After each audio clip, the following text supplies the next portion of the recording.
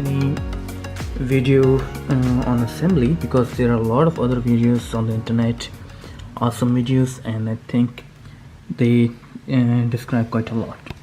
And actually it's not very difficult to assemble this printer, because the instructions are fairly simple, and yeah, you can do it very easily. So here we have everything. So a few things that I would want to try is this thing. It's some guys kind of complain that this specific point is very close to this rod, and it kind of interferes with this rod, but I don't think so, because the z-axis, so this rod, it moves very slowly. So I don't think that this is kind of a problem, and or it needs some kind of assortment. And in a video, another video, I saw some guy complaining about this rod too, and he was saying that this motor is quite close, and this rod is close at this point and far away at this point.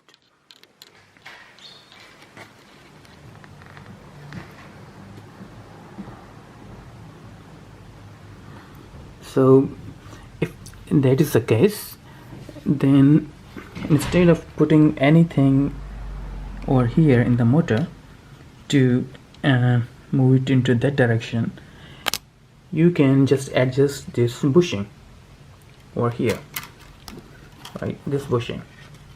So you just loosen the nuts, the bolts, and just push it inward or outward, so that this rod comes in a straight place. So yeah, that's very simple, and this is the first print. It's so nice, and yeah, I used Cura to slice this one. Let's have a good look.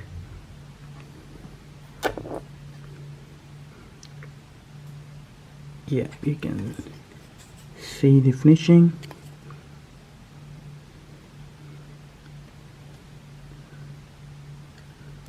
And if you are using Cura, I have used the standard settings, and it took nearly 3 hours. Here is another print, and it's a low quality print and very coarse at 0.3 millimeter settings. So this took only 1 hour, and the quality is very bad, and you can see that I've already broke it.